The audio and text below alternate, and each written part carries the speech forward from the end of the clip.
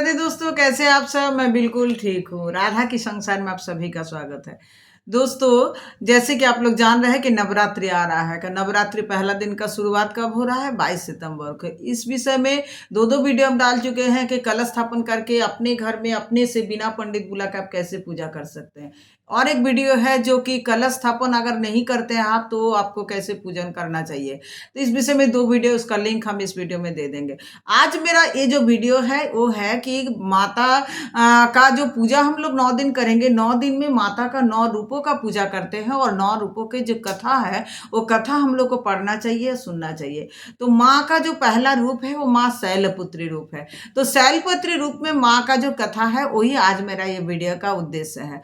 तो माँ का जो पहला कथा है वही हम आज आप लोगों को जो बताने के लिए, कथा क्या है वो बताने के लिए माँ शैलपुत्री का जो हम कथा ये बता रहे हैं। माँ शैलपुत्री के जो कथा है उसके अनुसार माँ कौन थे? राजा दक्ष के पुत्री सती थे और उस अनुसार इस कथा का विस्तार है। तो सती का कथा जो है, फिर हम लोग जानते हैं कि सती का देह त्याग हुआ था और अगले जन्म में फिर हिमालय पुत्री पार्वती होकर के उनका जन्म हुआ था। तो सती का कथा जो है वो माँ शैलपुत्री का कथा है। तो इसीलिए आज हम एक कथा सुना रहे हैं, माँ शैलपुत्री मतलब प्रथम दिवस की पूजा की कथा। ये कथा ये है, पौराणिक कथा के अनुसार राजा दक्ष प्रजापति एक भगवान शिव को पसंद करते नहीं थे और दक्ष प्रजापति का पुत्री था कौन? सती। और सती को भगवान शिव पसंद था। सती चाहते थे कि वो भगवान शिव से पसंद करे।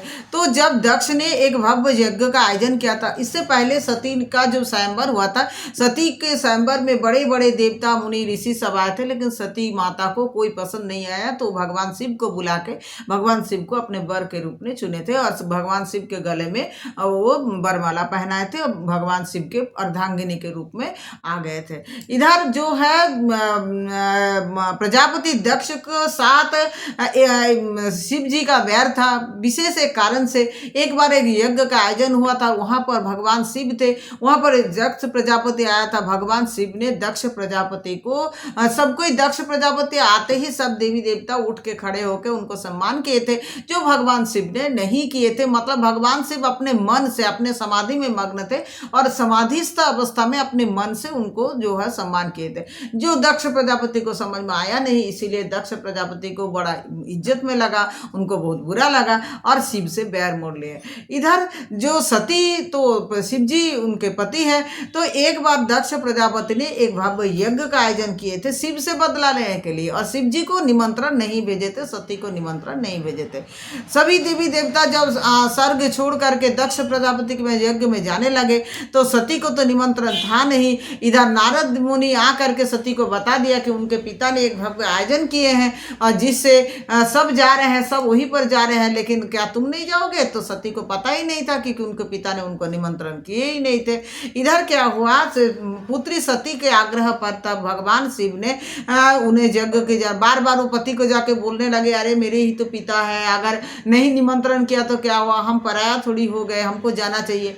भगवान शिव उनको बार बार समझाए, जब देखो मानिनी तुम अगर मुझे दक्ष प्रजापति ने बुरा भला बोलते हैं तो हम तो सहन कर लेते, लेकिन तुम्हें कुछ बोलेगा तो तुम सहन नहीं कर पाओगे, तुम मानिनी हो, तुम वहां मत जाओ, तुमको नहीं जाना चाहिए। जब पिता ने निमंत्रण नहीं किया तो नहीं जाना चाहिए। लेकिन सती माने नहीं, वो सोचे कि पिता के और पति के बीच में जो झगड़ा है, जो बैर है, हम जाएंगे तो मिटा देंगे, इसीलिए हमको जाना ही चाहिए, अच्छा मौका है हमको जाने के लिए। तो सती पति से अनुमति जबरदस्ती मनवा लिए और फिर सती चल दिए पिता के घर।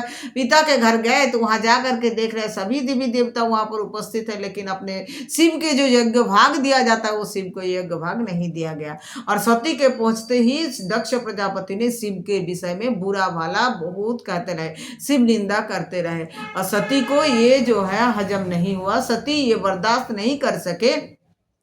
सती ने क्या किया, दक्ष प्रजापति का बहुत तिरस्कार किए कि तुम क्या जानो कि शिव कौन है, शिव का क्या महिमा है, ये जो है शिव का महिमा समझाए। और इतना तिरस्कार और अपमान सती सहन नहीं कर सके और सती सहन नहीं कर पाए तो अपने शरीर से योगाग्नि उत्पन्न किए और उसी से अपने शरीर को भस्म कर दिए।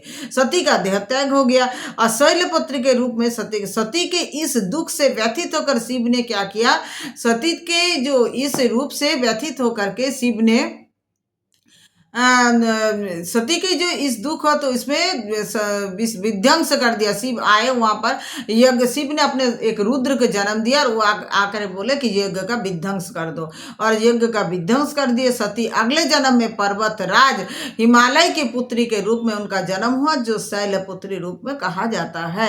जो शैलपुत्री, तो हम लोग जानते हैं कि जो सती जब दूसरा जन्म माने अपने शरीर को जो अग्नि में भस्म कर देने के बाद जो दूसरा जन्म लिए, वो हिमालय की कन्या रूप में जन्म लिया और उनका नाम हुआ तब शैलपुत्री। वो तब शैलपुत्री, तो फिर शैलपुत्री के साथ परम पिता परम ब्रह्म परमेश्वर शिव से फिर उनका विवाह हुआ, और उनका विवाह के बाद वो शिव के अर्धांगिनी बने। ये है माता शैलपुत्री की कथा। माता शैलपुत्री पहले दिन में पूजा किया जाता है माता शैलपुत्री को। इनके जो पूजा करते हैं तो भक्तों को क्या होता है, भक्तों का सभी कष्ट दूर होते हैं और उनके सभी मनोरथ पूर्ण होता है।